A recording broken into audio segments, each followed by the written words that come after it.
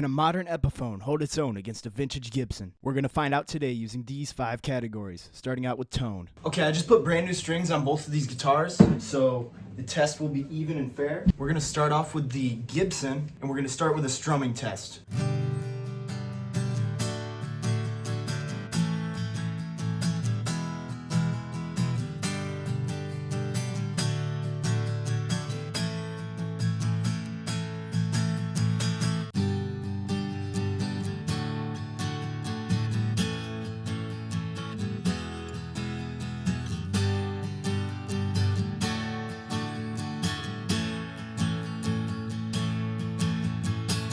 Okay, on to test 2, the singular notes test. So I'm going to play the same thing on both, just like I did before, and we'll compare the sound.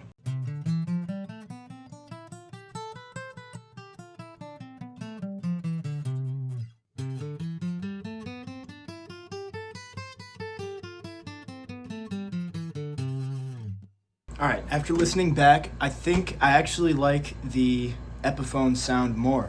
So, Epiphone takes challenge number 1. And let me know in the comments for all these comparisons which one you think does better, because obviously this is based on opinion. I give challenge 1 to the Epiphone. Congratulations. Now we're going to move on to challenge number 2, playability. Both of these guitars have extremely good playability in my opinion. I'm going to play something tricky on like both of them to kind of show that.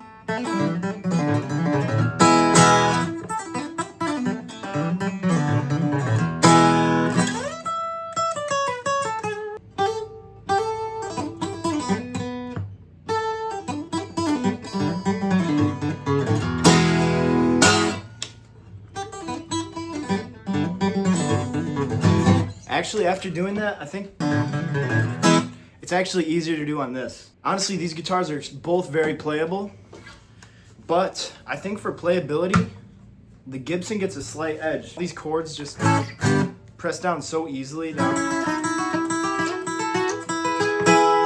the whole neck, and this guitar is also very playable. The neck is a little chunkier. But yeah, both great to play. Slight win for the Gibson in the category of playability. So we're all tied up going into round 3, which is tuning stability. Let's see who wins this one. All right, I got both of these guitars tuned up, and the test I'm gonna run for tuning stability is I'm just gonna strum like as hard as I can, like 100 times on each of them, and we'll see which one is most in tune by the end of that. Okay?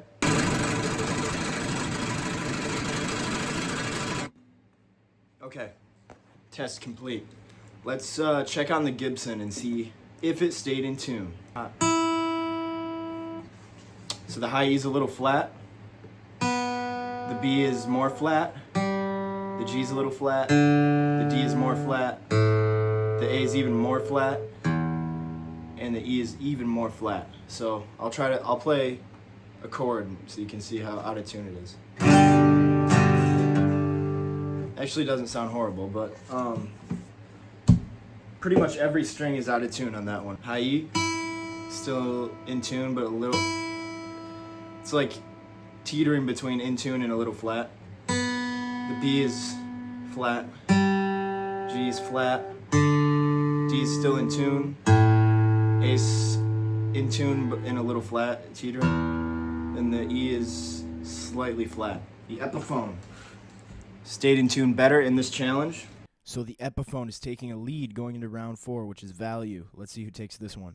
Okay, so what I mean by value is the best guitar for the least amount of money. The Epiphone Hummingbird Pro is what this is. Looks like it sells for about like $400 on the used market, maybe less a little bit. And in my opinion, that is like excellent value for this guitar. It's been extremely reliable. I've had it for probably like 5 years. I think this one is a 2021, I believe. The Gibson, I paid about $700 to $800 for this at Guitar Center. I don't know if I just got a really good deal. I know this is like kind of beat up and it's had like modifications done at some point, but I could find these on the internet for like $1,500 to like $2,500. So extremely expensive for one of these. I think the clear winner in the value category is the Epiphone because it's way cheaper and, you know, extremely similar in playability. To be honest, this is like the clear winner for value. Epiphone showing absolutely no mercy going into round 5. Let's see if Gibson can even make a comeback. To determine which one of these guitars has more aura, I took into account everything that's happened in the history of the world, and it came down to a few specific events. So, starting with the Epiphone, it gains +1 aura point for having John Lennon play it. It gains +1 aura point for having this specific model being played by Weezer on the Tiny Desk concert, but it gets -1 aura point for being an Epiphone. Now, onto the Gibson. It gets +1 aura points for being vintage. It gets +1 aura points for being a Gibson. And by that metric, it has more aura already. It's beating out the Epiphone in the category of aura. Now, the real question is, does the Gibson have 2 times as much aura as the Epiphone? And in this case, it might just have 2 times as much aura as the Epiphone. So, what that means is the Gibson has tied up the challenge again. I didn't know that was possible in a 5-category challenge. But you know, anything is possible. So, looks like we have ourselves a tie. So after defying all odds, the Gibson wins double points in the final round and leaves this challenge with a tie. Okay guys, for the last part of this video, I'm going to play one of my own songs called Rise and Fall. I'm going to play with the Epiphone only in the left channel and the Gibson only in the right channel. So if you're using headphones, you can like listen in one ear and decide which one you like more. And let me know in the comments which one you think sounds better. Thanks for watching all the way till the end, and yeah, let me know which one you think sounds better right now. Today, when the fire collides and the sun can shine onto the sea,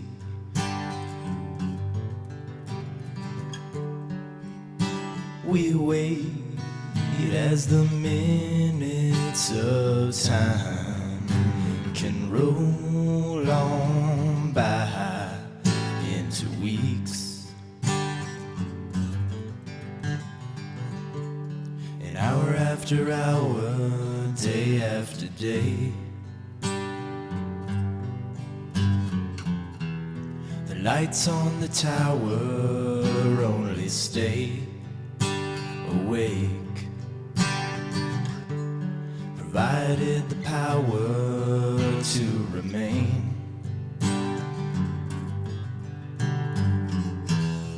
Illuminates louder with the night filled with shade.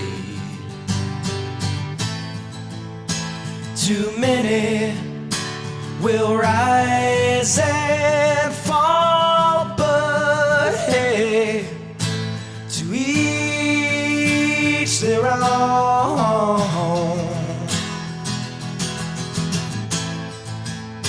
And too many won't rise at all up anything to heed the fall.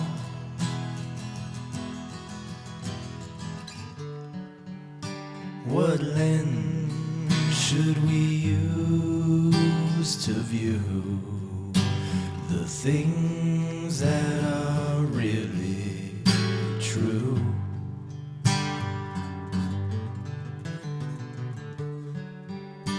I guess I would rather choose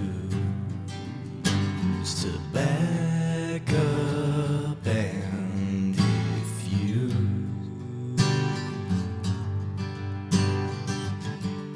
'cause one or the other will fade away,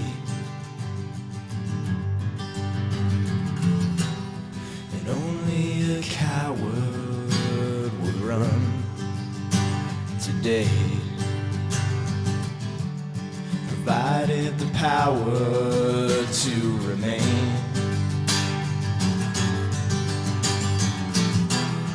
Sooner or later, the key display. Too many will rise and fall, but hey, to each their own.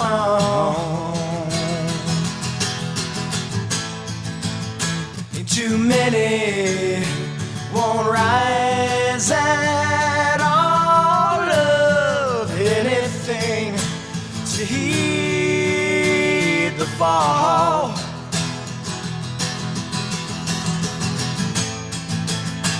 Too many won't rise at all of anything to heed the fall.